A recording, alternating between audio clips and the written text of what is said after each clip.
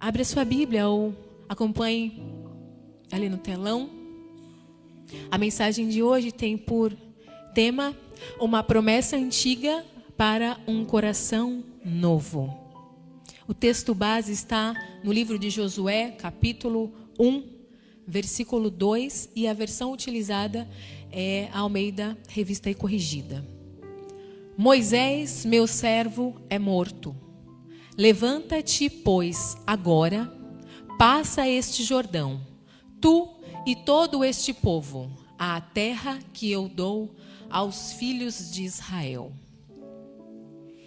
A história de Israel, do Egito até a morte de Moisés, é marcada por muitas tensões, por muitos momentos difíceis, porque se por um lado havia sempre a expectativa humana, por outro lado, sempre havia a forma diferente como Deus desejava atuar, como Deus desejava agir.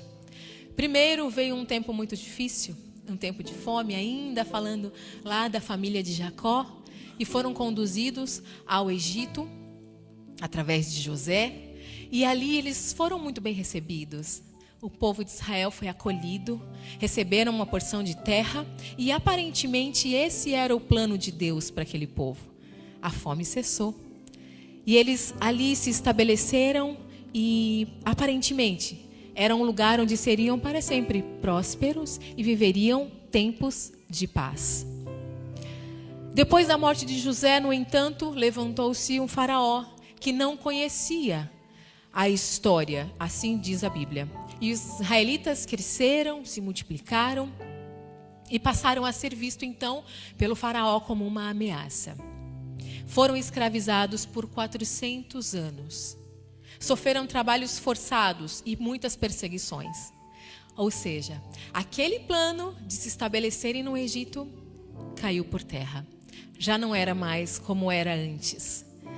Passaram então o povo a clamar a Deus por um libertador, alguém que se levantasse em nome daquele povo, que enfrentasse a Faraó e os tirassem daquela escravidão de forma rápida e definitiva, porque geralmente é assim que nós desejamos que as coisas aconteçam na nossa vida, não é mesmo? Mas novamente, a forma que Deus havia planejado a libertação do seu povo era um pouco diferente do esperado. Deus enviou Moisés, um homem que inicialmente por alguns nem era considerado um hebreu, porque foi tirado do meio do povo ainda bebê, foi criado junto à família de Faraó, depois da vida adulta, matou um homem, fugiu para o deserto, ninguém sabia onde foi parar Moisés. Com tantas pessoas e tantos homens que poderiam ser levantados ali dentro do povo de Israel, daquele que conhecia de perto toda a escravidão e o sofrimento que havia no meio do povo, poderia ser qualquer um daqueles, qualquer um conhecido. Mas não, Deus não faz da forma como nós pensamos que deveria ser. Não é assim na maioria das vezes? E assim mais uma vez foi com o povo de Israel. Levantou Moisés. Ao se apresentar ao povo de Israel e dizer que havia sido enviado por Deus para ser o seu libertador, houve uma certa desconfiança, como na maioria das vezes em que nos é apresentado um plano por Deus, da forma como deveremos conduzir.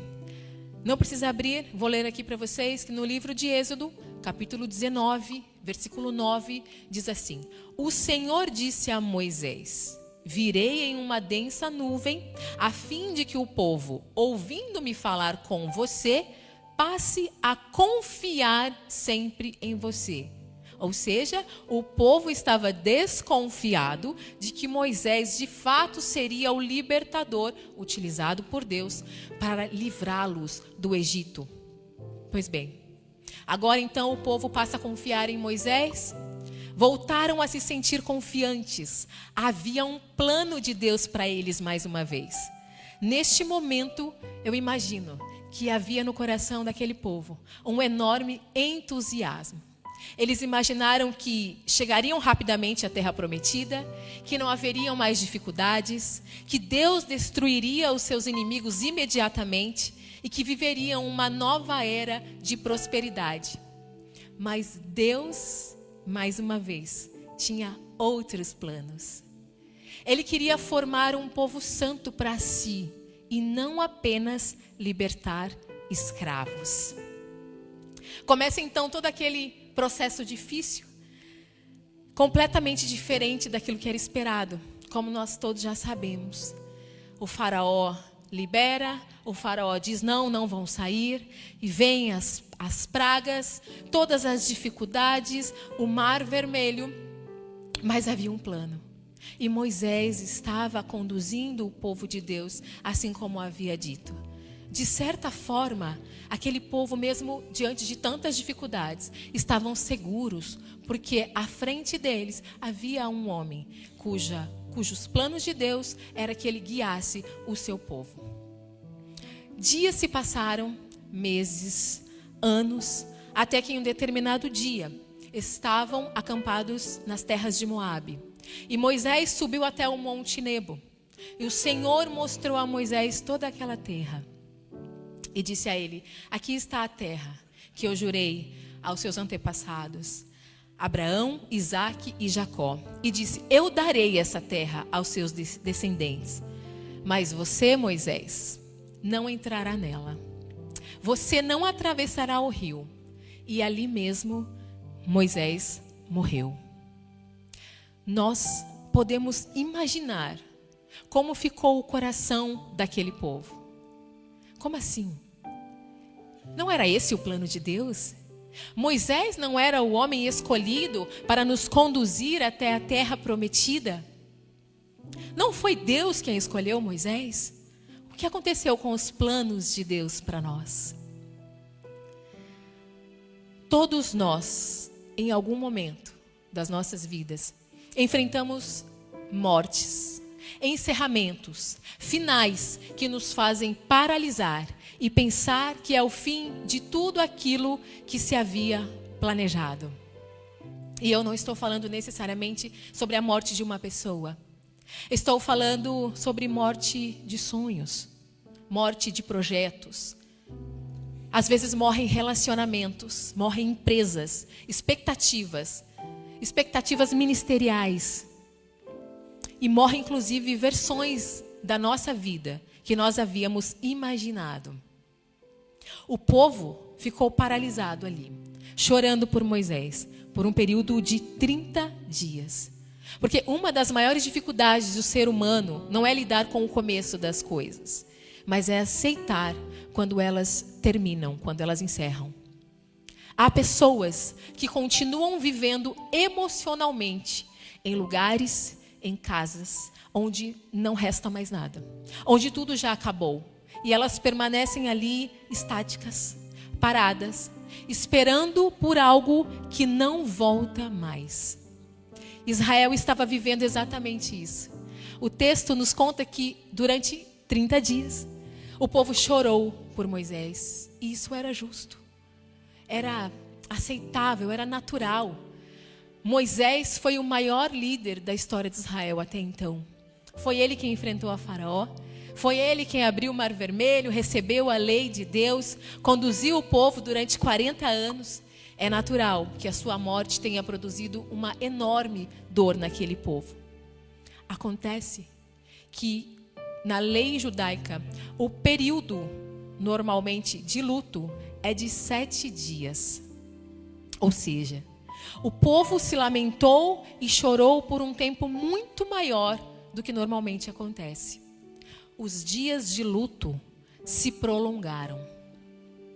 Mas aí chega no livro de Josué, capítulo 1, e Deus aparece. Curiosamente, a primeira frase de Deus é: Moisés, meu servo, é morto. Passado esses 30 dias. Josué poderia ter respondido: eu sei, Senhor. Todo o povo sabia o que tinha acontecido. Acontece que naquele momento, Deus não estava dando uma informação. Na verdade, Deus estava mais uma vez produzindo uma palavra de libertação para aquele povo. Deus estava dizendo: aceitem aquilo que vocês não podem mudar para viver aquilo que eu ainda vou fazer. Nós precisamos ter a consciência de que há coisas que Deus determina que elas ressuscitem. Porque Deus, por sua palavra, pode trazer de volta a vida. Pode restaurar qualquer coisa. Mas há tempos na nossa vida em que Deus manda sepultar. Há coisas que Deus determina o fim. E cabe a nós aceitarmos. Porque Deus não nos manda negar a dor. Ele nos capacita a não morarmos, a não vivermos nela.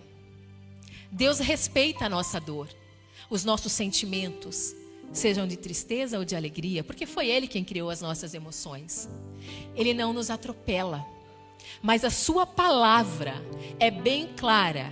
No capítulo 3 do livro de Eclesiastes, foi sem dúvida inspirada pelo Espírito Santo de Deus e diz que há tempo determinado para todas as coisas. Há tempo de chorar e há tempo de sorrir.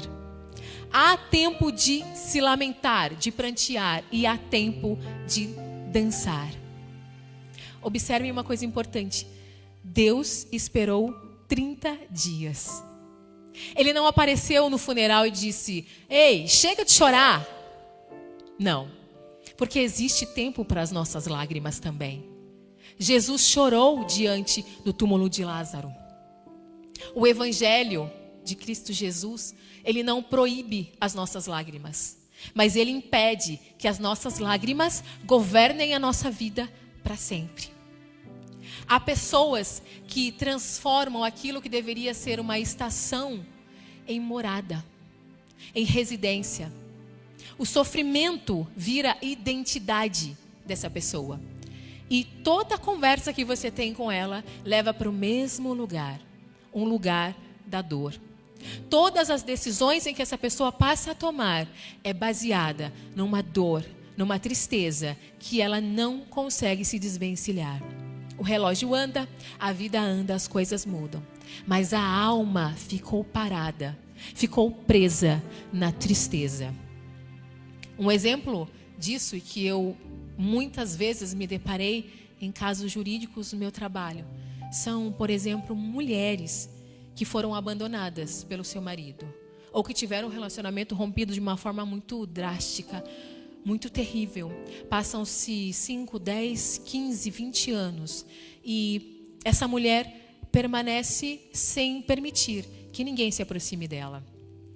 A dor do término da relação ou de uma expectativa de relacionamento faz com que o coração dela fique trancado. Não porque Deus não abriu nenhuma porta, não porque ninguém se interessou por ela, mas porque ela decidiu morar no abandono que sofreu.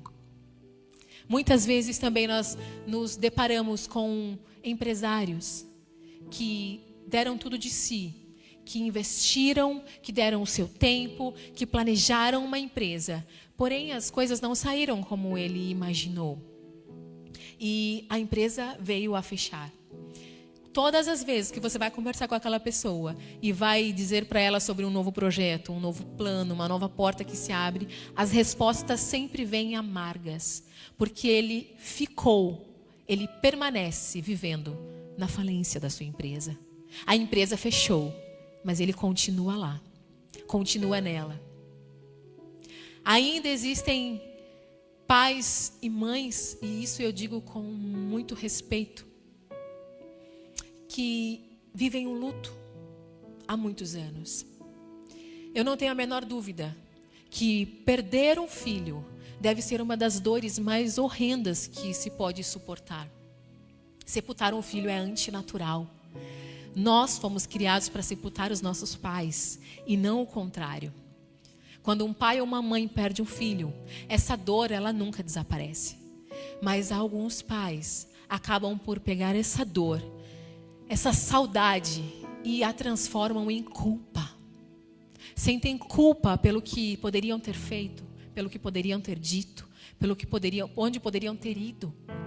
E essa dor que se transforma em culpa, sai arrastando como correntes, impedem que esses pais voltem a viver. Muitas vezes, eles deixam de viver pelos filhos que permanecem, porque emocionalmente eles morreram junto com aquele filho que partiu. Existe ainda a dor do luto de pais cujos filhos estão vivos. Porque quando nós geramos uma criança, nós também geramos sobre ela expectativas, planos. Acredito que a maioria dos pais são assim. Nós começamos a imaginar, o meu filho vai jogar bola, a minha filha vai fazer balé, ela vai cantar, vai fazer direito, vai ser advogada, vai viajar pelo mundo, vai ser inteligente, vai se casar, vai ter filhos. E nós começamos a projetar e a fazer muitos planos e muitos sonhos em cima daquele filho. Acontece que nós, por vezes, somos surpreendidos por um diagnóstico, por um acidente, ou até mesmo por decisões equivocadas do próprio filho. E aí, esse filho está vivo, mas todas as vezes que você olha para ele ou para ela, o seu coração pesa. Ao invés da alegria de ter concebido aquele filho, você só consegue pensar naquilo que ele deveria ser, ou do que ele poderia fazer e não faz.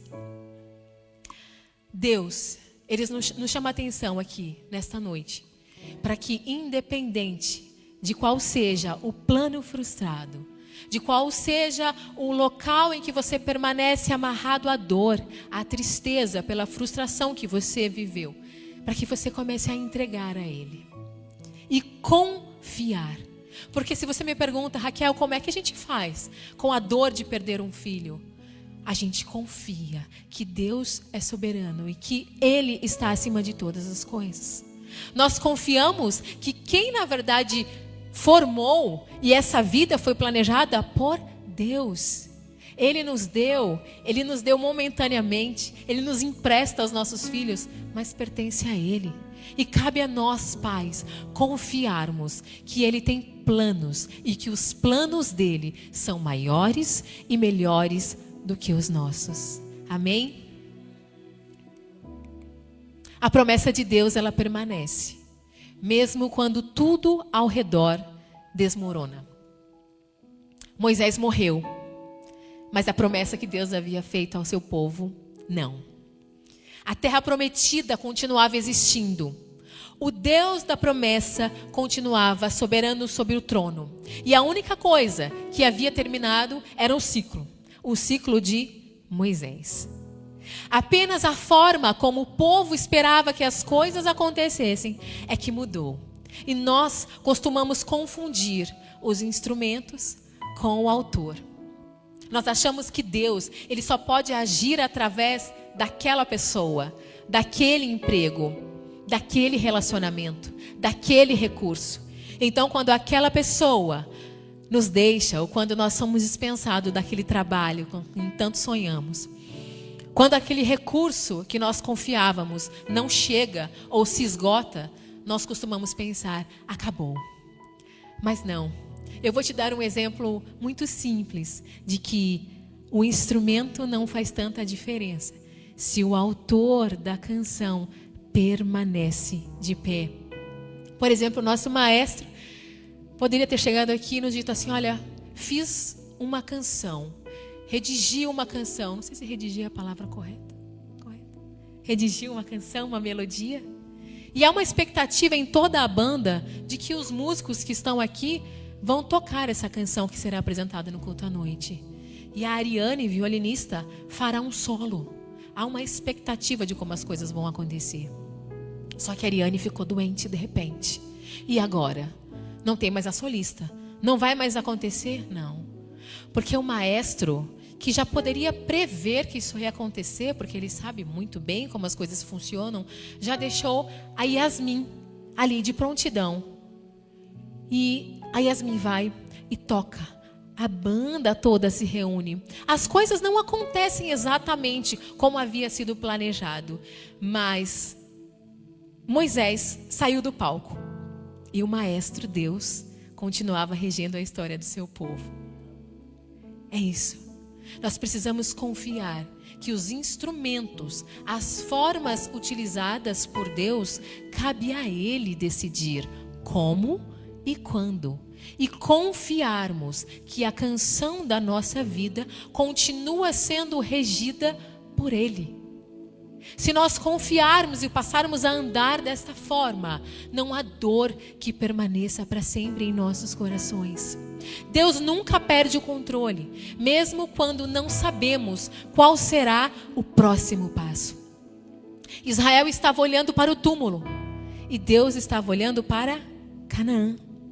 O povo olhava para trás e Deus apontava para frente. O povo falava da perda de Moisés e Deus continuava concentrado em sua promessa. E hoje, Deus pergunta a cada um de nós: os seus olhos estão fixos em Canaã ou naquilo que já se foi? Porque uma coisa é certa, queridos: para viver o novo, é preciso aceitar que o velho terminou. Enquanto nós ficamos apegados naquilo que passou, nós ficamos impossibilitados de viver aquilo que Deus tem para nós. Logo após ter dito, Moisés é morto, Deus continua. E a próxima frase dele é: levanta-te agora. Essa palavra é poderosa. Agora. O pastor Luiz falou sobre ela hoje no início do culto. É hoje. É o agora.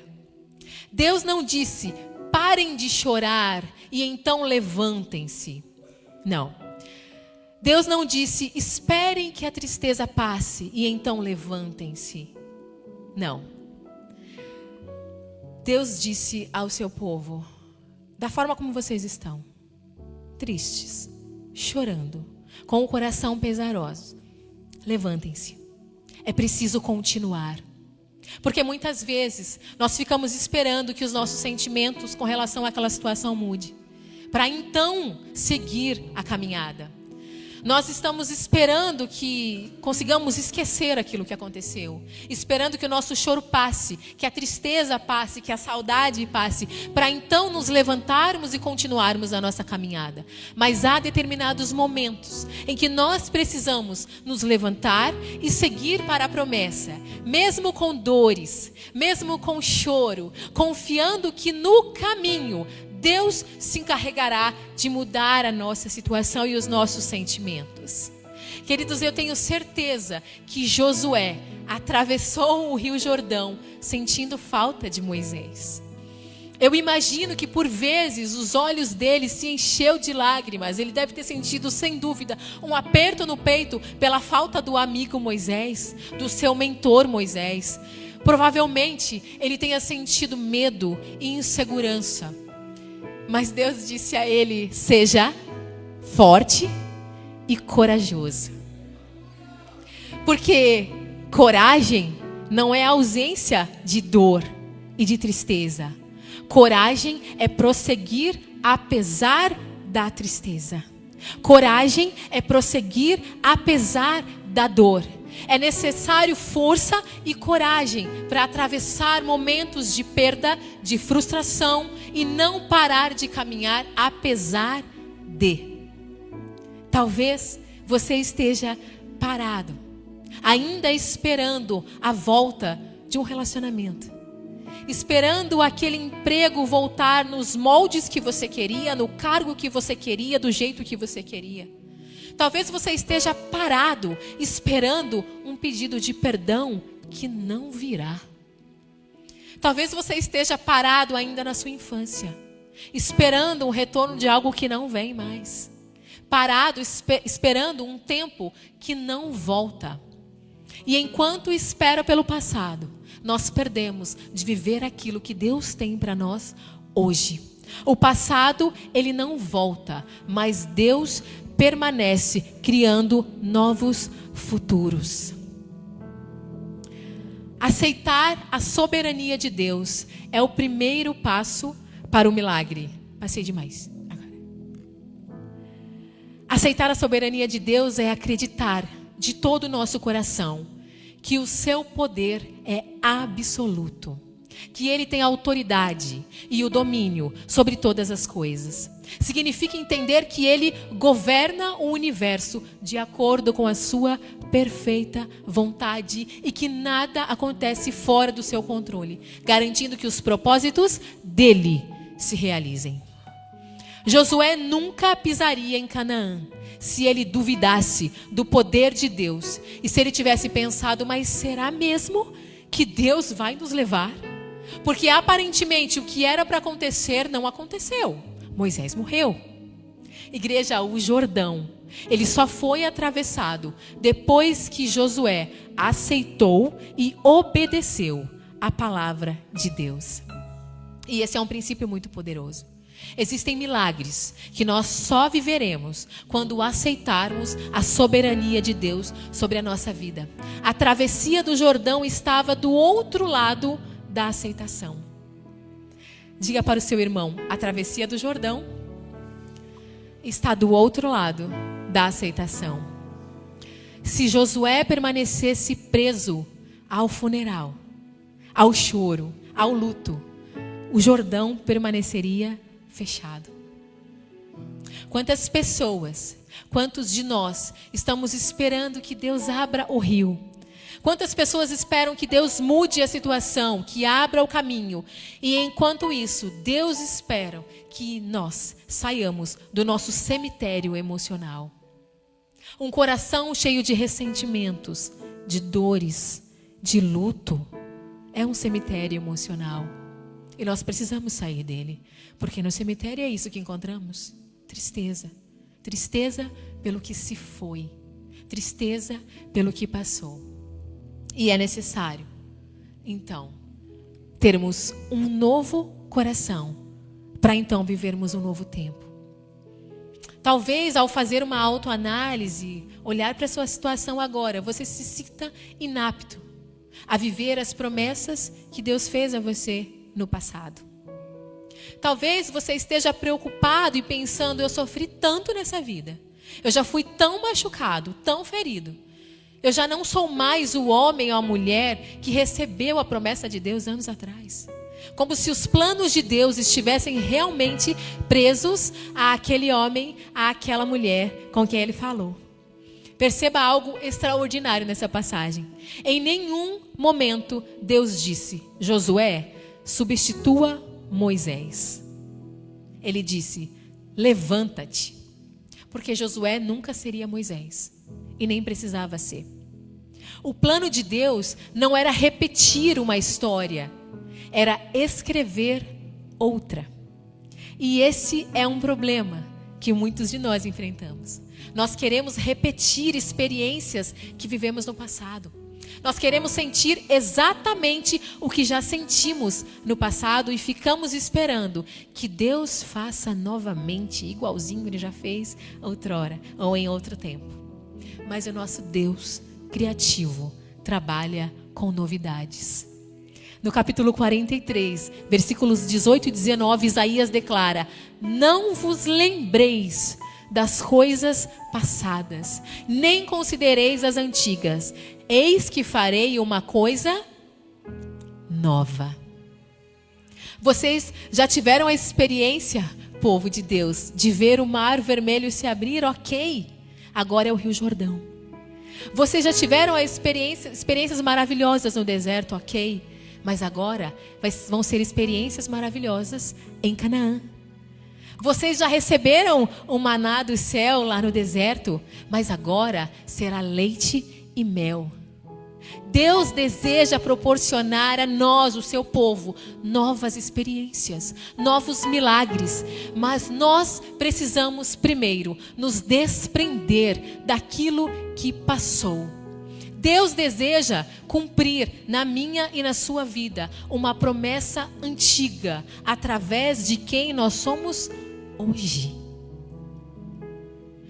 Deus, quando te fez aquela promessa há 10, 15, 5 anos, mês passado, Ele já sabia exatamente quem você é hoje. Glória a Deus. Tudo muda, queridos, menos Deus. E talvez Você tem entrado aqui nesta noite carregando um túmulo, um funeral dentro do seu coração e da sua alma. Você visita lugares antigos e passados. Você conversa com o seu passado. Você chora pelo seu passado. Explica o que você faz hoje, justificando o seu passado. E enquanto isso, Deus continua diante de você dizendo: levanta-te agora. Não porque Deus não se importe com a dor que você está sentindo, mas porque Ele sabe que se você permanecer diante deste túmulo, isso vai impedir você de atravessar o Jordão. Deus não mandou Josué esquecer Moisés. Mandou continuar sem Moisés. Existe uma grande diferença. Você nunca vai esquecer as perdas que teve. E nem precisa disso. Mas o luto não pode se tornar correntes que te prendem e que te impedem de caminhar para lugares novos, lugares extraordinários que Deus deseja fazer você chegar. A dor da perda, por vezes, nos tira do chão. O sentimento de injustiça, por vezes, nos faz questionar a Deus, mesmo com tanto tempo de caminhada com Ele. Eu já contei algumas vezes aqui na igreja sobre o meu pai, que esse ano, outubro agora, 4 de outubro, vai fazer 10 anos que ele faleceu. Um pastor dessa casa, uma vida inteira dedicada a Deus. Mas eu nunca contei a forma como ele se foi. E eu gostaria de compartilhar com vocês esse meu testemunho essa noite. O meu pai, com 58 anos, vivendo o ápice do seu ministério. Sempre um homem muito fiel a Deus. Um homem que orou e ajudou muitas pessoas durante todo o seu ministério. Aqui só no Ministério de Santos serviu por quase 35 anos. Todos os lugares onde passou, foi reconhecido como um homem de Deus, como um pastor carinhoso, firme, mas carinhoso, cuidadoso. E eu, como filha, era apaixonada. Ele era o meu melhor amigo. Eu achei que passados 10 anos eu não fosse chorar. Mas como eu disse, a saudade, ela permanece. E meu pai teve 3 filhas. O sonho dele era ter filhos homens. E ele orou a Deus e pediu a Deus netos homens. E o Senhor deu 4. 4, gente? 5. 5 netos homens.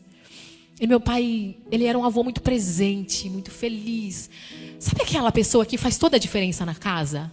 Que quando ele tá, a mesa parece que fica mais cheia, porque ele é alegre, porque ele conta piada. Levava os netos para pescar. O João foi o que mais aproveitou. E muitos planos, muitos planos. Eu falava com meu pai todos os dias.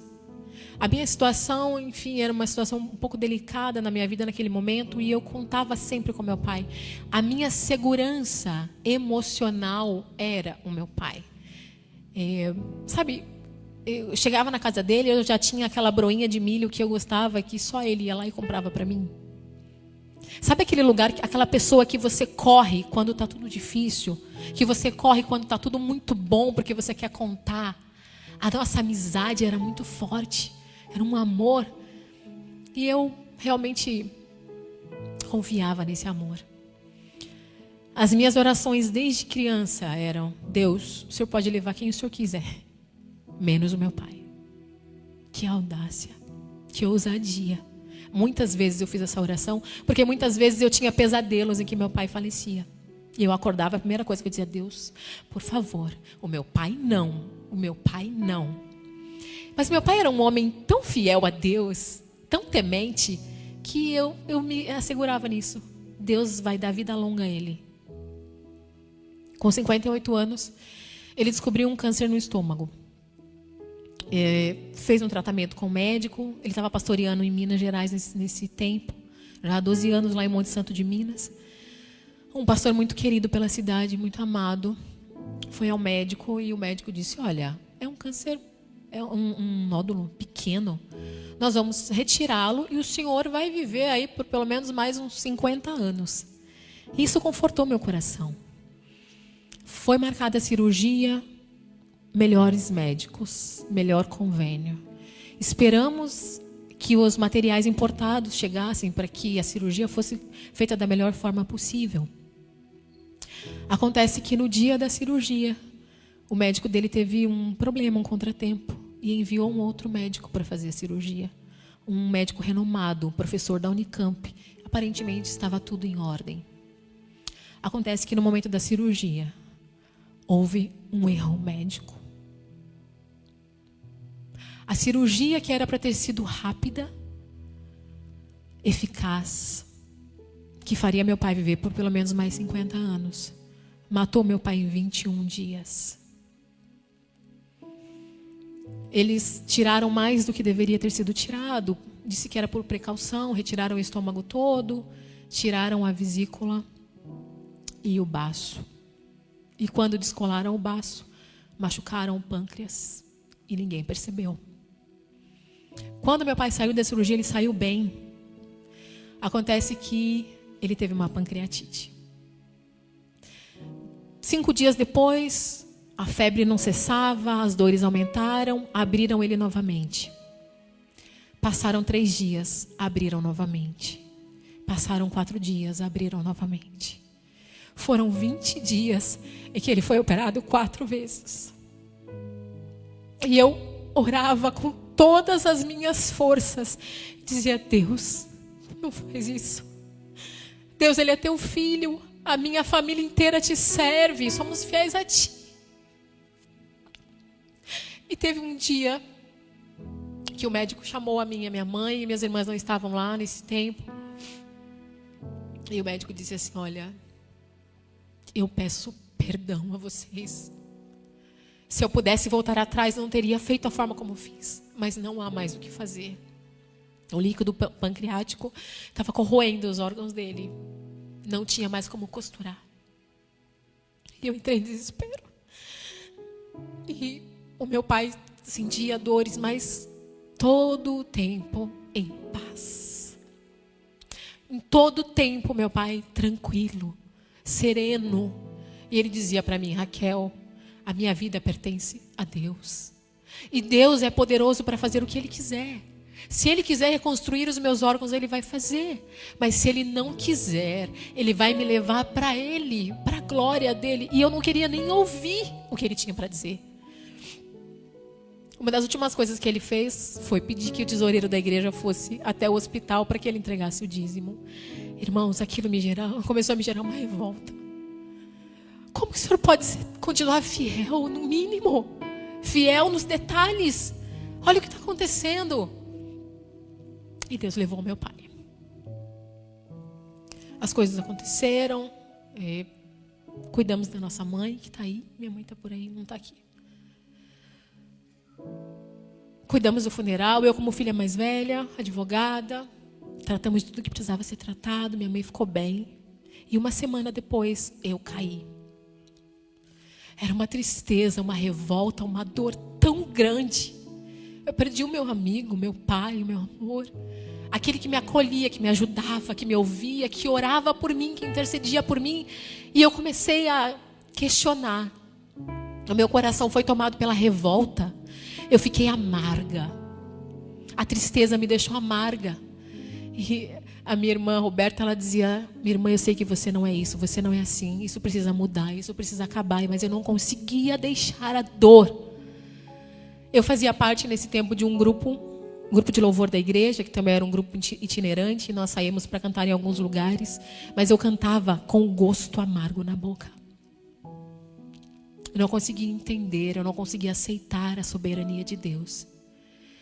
Até que chegou um dia em que eu saí de casa determinada: hoje é o último dia em que eu vou cantar. Eu vou sair dessa banda, eu vou sair da igreja. Para mim não faz sentido, não faz sentido. O meu plano de ter meu pai comigo para sempre foi frustrado. Deus, como eu posso continuar louvando a Deus? Fui para aquele culto. Ministramos. Eu lembro, eu estava toda de preto. A forma como eu estava por fora e como eu estava por dentro. O meu rosto era diferente. Depois da ministração, veio uma jovem ministrar a palavra. E eu com a cabeça baixa, sentado bem lá no fundo da igreja. João estava aquele dia. João estava tocando. E aquela menina pregava com tanta autoridade. E eu com a cabeça baixa, não via a hora daquele culto acabar para eu sair dali, para eu ir embora.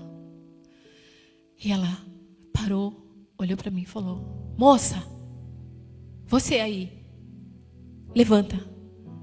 E eu fiquei olhando, falei: não acredito que essa mulher veio falar comigo. Ela falou: você vai levantar ou eu vou ter que ir até aí? E eu me levantei.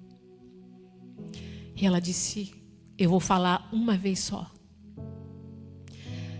Chega de chorar. Ele era meu, não era teu. Eu chamei para mim porque eu amo. Eu sei o que eu faço. Hoje você não entende, mas amanhã você vai entender. E tem mais. Eu sou o teu pai. Sou eu que cuido de você. Não há pai nessa terra que substitua o que eu posso fazer por você. Então chega desse luto. Hoje acaba esse luto. Hoje acaba esse choro. Eu te chamei, eu te escolhi. E os planos que eu tenho para você independem do meu servo estar aqui ou não. Eu chorei. A dor da perda permaneceu em mim por muito tempo. Por muito tempo ainda doía muito. Como ainda dói. Saudade. Mas não tristeza. Não raiva. Não revolta. Não questionamentos. Porque não cabe a mim questionar o que o meu Senhor faz ou deixa de fazer. Todos nós estamos sujeitos a dores, a tristezas, a doenças, a violência. Mas também estamos certos de que não importa o lugar em que estejamos, se Deus está conosco. Não importa aquilo que nos tiram, se Deus continua sendo nosso refúgio, nosso socorro presente, o nosso lugar seguro. Não importa o que te levaram, não importa o que fizeram a você, importa que você confie que aquele que começou a boa obra é fiel para terminar. No lugar em que você está, do jeito que você se encontra. Talvez você tenha entrado neste culto, olhando para o túmulo ainda, olhando para a perda, para um término, que aparentemente foi um ponto final na sua vida. Mas Deus, que é soberano, te chama para voltar a olhar para Ele e para sua promessa. Porque mesmo que os nossos ciclos se encerrem, Deus continua abrindo rios e caminhos. Moisés morreu, mas a promessa para o seu povo não. O passado, ele merece ser honrado, mas o nosso futuro precisa ser vivido. Precisamos nos desfazer do que nos prende. Precisamos entregar a Deus as correntes da tristeza, da dor, da revolta, da justiça própria e confiarmos no que Ele tem para o nosso futuro. O povo de Israel desfrutou da terra prometida. E você? Você vai permanecer onde você está? Ou nesta noite, com permissão do nosso pastor, peço para que a igreja se ponha de pé. O grupo de louvor vai ministrar. E se você deseja deixar os seus lamentos, as suas frustrações, e dizer: Deus, eu aceito a tua soberania, a tua vontade, e eu quero viver o que o Senhor tem de novo para mim. Eu quero orar por você nesse momento. Saiba que, apesar do fim da vida do meu pai, ainda hoje colhemos frutos daquilo que ele plantou. Hoje ainda nós vivemos orações feitas por ele. Porque orações, elas não morrem, elas ficam depositadas no altar do Senhor. Se você tem vivido preso ao seu passado, se você tem vivido preso a uma situação que te entristeceu, que te fez sangrar, se você tem vivido preso a um dia, vivido preso ao que te fizeram, e isso tem te impedido de viver o novo de Deus, que você venha até a frente e vamos orar por você. Vamos orar com você. Se você deseja se levantar agora, apesar da sua dor, apesar do seu choro, da sua tristeza, Deus vai te pegar pela mão e te ajudar a atravessar o rio, para chegar aonde Ele já estabeleceu que você vai chegar. As promessas antigas do seu Deus estão de pé para quem você é hoje. Amém? Feche os teus olhos. No mundo busquei, mas não preencheu-me. Sim, Deus. Canções tão vazias, tesouros que um dia se consumarão. Então você veio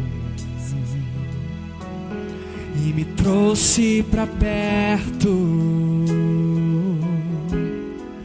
e todo desejo é satisfeito em seu amor. Declare que não há nada melhor do que o seu Deus. Não há Nada. nada melhor. A tua alegria, Senhor, é o que nos faz permanecer de pé. A tua presença, Senhor, é o que nos dá força para caminhar apesar do que vivemos, apesar do que enfrentamos, apesar do que nos disseram, apesar do que nos fizeram. Nós não desejamos mais permanecer, ó Deus, com nosso coração carregando um cemitério emocional, dores, tristezas, lamentos, angústias. Não, Senhor, desejamos entregá-los todos ao teu altar. Tu és o Deus dos vales, Senhor.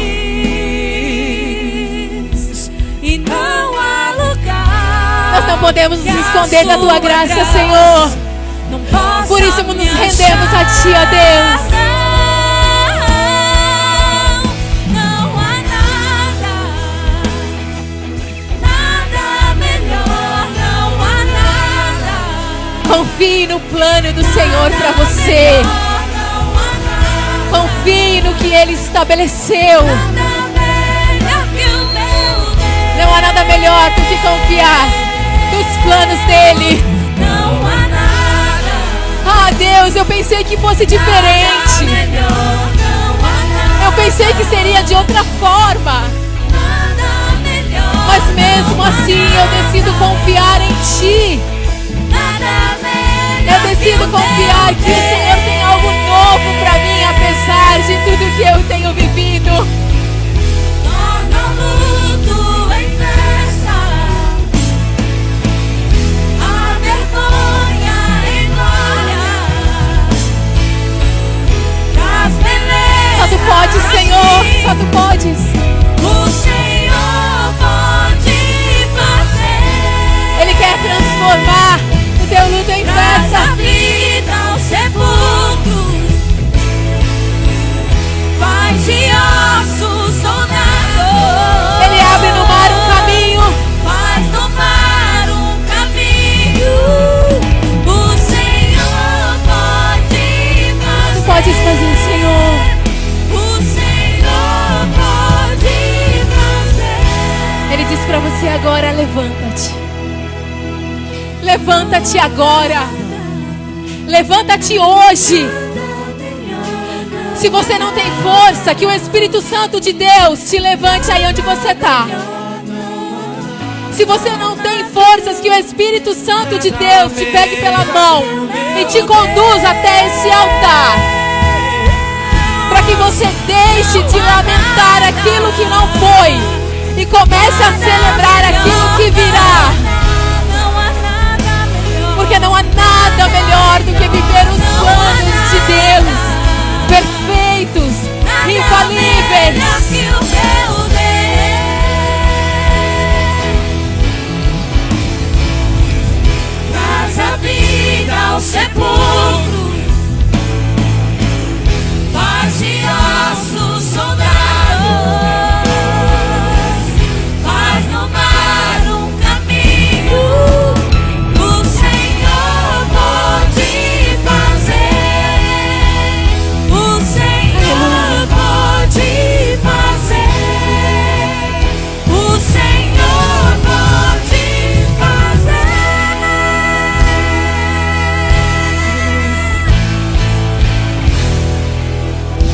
Levante suas mãos aqui para frente.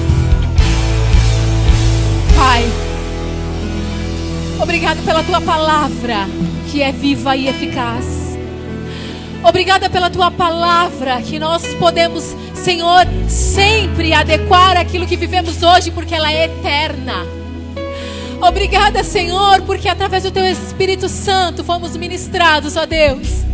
E sabemos que em Ti existe novidade de vida.